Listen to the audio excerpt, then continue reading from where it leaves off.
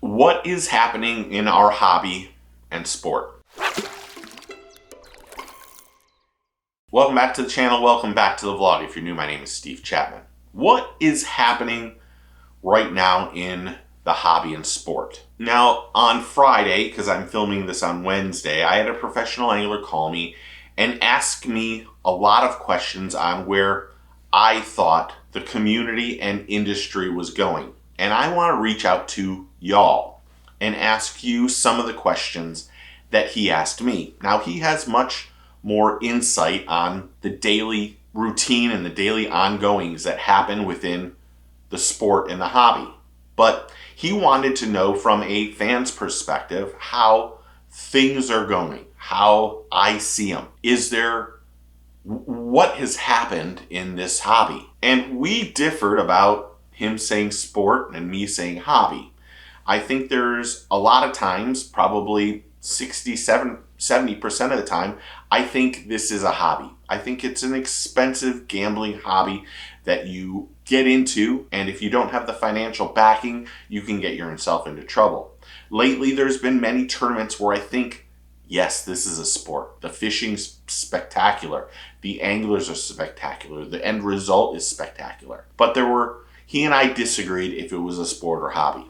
And we disagree and are able to talk about it and just let it go. Now, I'm not going to say his name because he'll know who he is, but I really did appreciate how he spoke to me about things. You know, you can agree to disagree on many situations. You can have facts, or you can show statistics, or you can do things like that. And you can go, okay, I didn't know that, or maybe I was wrong. And when he and I talk, that's what we have. There are many times I probably have some influence on some statistics that I've done in website views or stuff like that, or Nielsen ratings, versus when he's telling me something that he knows for a fact on what maybe the vote is for forward-facing sonar or stuff like that I have to take his word for it too. And we have a relationship where it isn't about making up stuff. It's about telling each other facts that we both know. There's no exaggeration. There's no hurting each other's feelings. There's just straight, here's what we see. And I appreciate anglers that talk to me like that. There are lots of them that do. And we spent a lot of time talking about where the sport or the hobby is headed. Can we get back to those days when you had Kevin Van Dam and Rick Clunn and all these anglers that were just out there fishing? And can it go back to the 2000s? And unfortunately, we both agreed it can't. Social media has taken an influence on stuff where people think it's more important to get that click and to get that view and to make themselves look, to try to be funny and to say something interesting so that they can go, here's where my stats are, versus when the sport and the hobby used to be a respectable job, that people looked up to anglers because they were out there fishing and catching fish, where now it's more about, can we get a laugh? Can we make something controversial? Can we do what we can to get that view for ourselves? And while there are a lot of respectable anglers out there, including this one, there are too many these days that find themselves just trying to make a joke out of what they do for a living. And that's all right if you're funny. But there are times where, quite honestly, I mentioned one thing that I saw, I'm not going to mention it here, and I said, why would anyone in their right mind sponsor this angler when he says this on Instagram? What would make that reputable company think that that's the way things should be? And maybe it's old school. Maybe I'm old school. Maybe he's old school. But we both agreed that these days there's too many anglers, young anglers, that try too hard and put too much emphasis on social media. And I do think you have to have it, because if you're not winning and you're not doing well, you have to do something to promote those sponsors. But we've lost a lot of credibility and respectability in this industry and community because we have just a few that think it's right to say whatever's on their mind, which isn't always a good thing, and then make fun of everything. Truthfully, there is a core group of anglers that don't do this, that they've learned from the KVDs and the Rick Cluns and the Denny Browers and all those guys who've had amazing careers, and see how their career went and the trajectory that their career went. And they want to emulate that person's career. And that is where I think the hobby and the sport has really changed because of social media. And here's the first question. Really, there was probably a question in that first part, but here's maybe the second question. One of the things we talked about is, should anglers be able to speak up and speak out? And we both agreed, and that's what I wanted. Should anglers be able to speak out? Now, he and I both agreed that anglers should be able to speak out, but they need to make sure that they speak out properly. Now, these days, it's more important to call out somebody in a video and talk about positivity when 20 seconds later you're talking about somebody and kicking them. And this has gone on for a very long time. Now, some of it has to do with competition. Some of it has to do with jealousy. Some of it has to do with people being just too thin-skinned. But we both agreed that anglers should be able to speak up, but do it properly. Now, my next question is, are there too many tournaments? We both agree there's too many tournaments. There's not enough income within the community that will support the amount of tournaments that are happening. Because when you take money from one, it hurts another. And while there's lots of organizations trying to get their foot into the ground and try to make a great tournament series, there's too many of them happening. Just look at, no offense to Major League Fishing. There are Major League Fishing, Invitationals, BFLs, Toyotas, there's college, there's high school, there's hundreds and thousands of tournaments these days.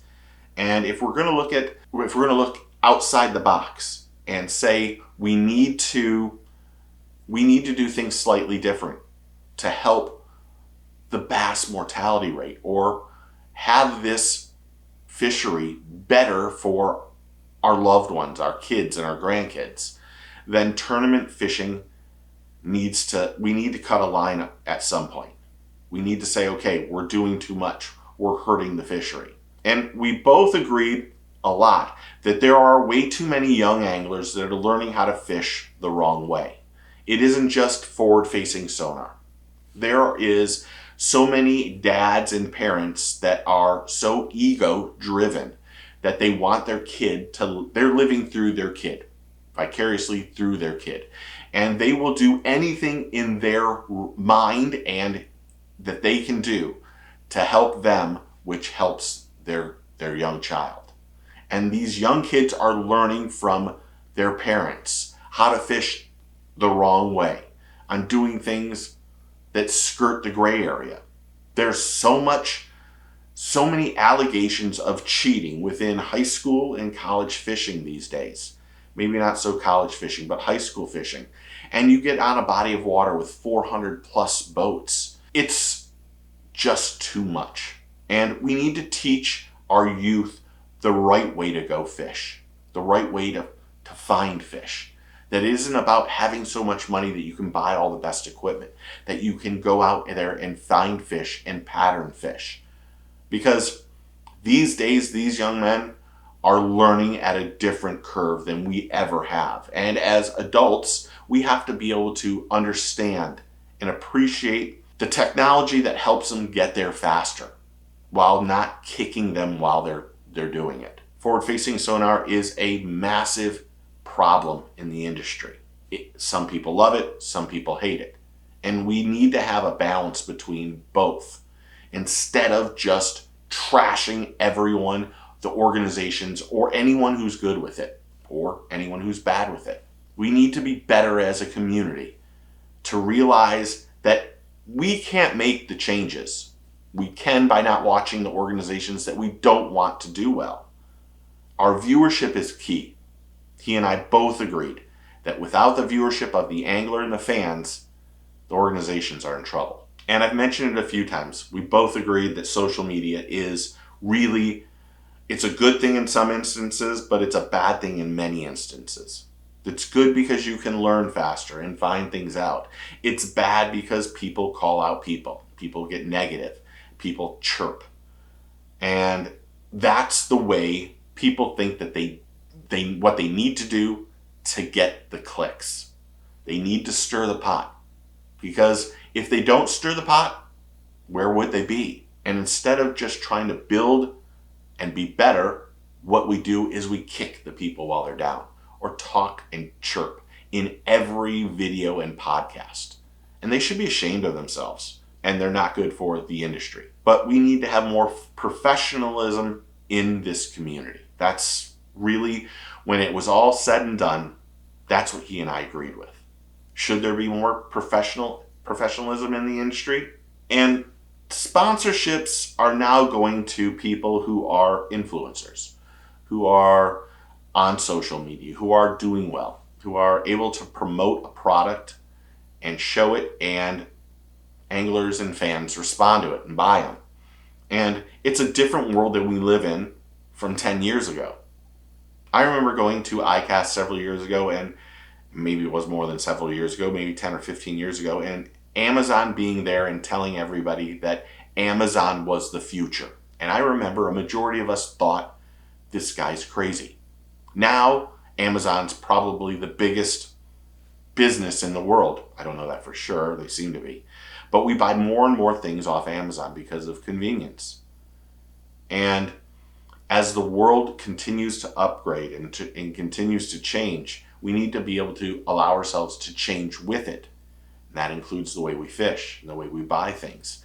And these days, sponsorships are going to those influencers, the people who are doing crazy things, the people who are able to get the clicks. Because sponsorships are looking at their return on investment, their ROI, their bottom line.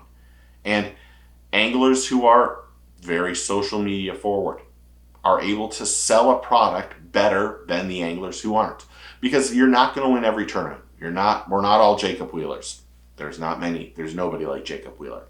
But unless you're in that top 10 and promoting a product consistently and getting the TV time or the internet time, the streaming time, then who knows what products you're using, unless that's your favorite angler. And we also have to remember there's too many people, he and I agreed on this too, too many people that are getting a sponsorship by just putting a patch on their jersey. They might not be receiving any monetary stuff back, but they got a discount or they got something for free and they put that logo on their jersey, and that hurts everybody, because then those sponsors or those businesses will continue to only give product or give a discount for that logo to be on your shirt. And while people don't like being called a patch pirate, there are too many people that do it. People need to be paid to have that logo on your shirt or on your boat. And there's too many people that want to have the ego of having all those logos on their shirt to prove something, but really aren't getting paid for it. And that's something that's hurting sponsorships throughout. And he and I agreed that the anglers that are doing that aren't helping themselves, and they're hurting everyone. And there's too many pros that don't live up to their obligations as a sponsor.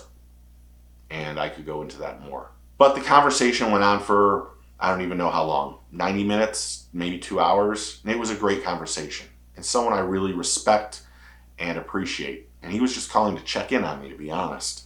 But then we started getting into what's happened in this industry, what's happened in this community, what's going on in fishing. I want to know what your thoughts are. I want to know what you think. Why we're in such a weird place right now in bass fishing, in professional bass fishing.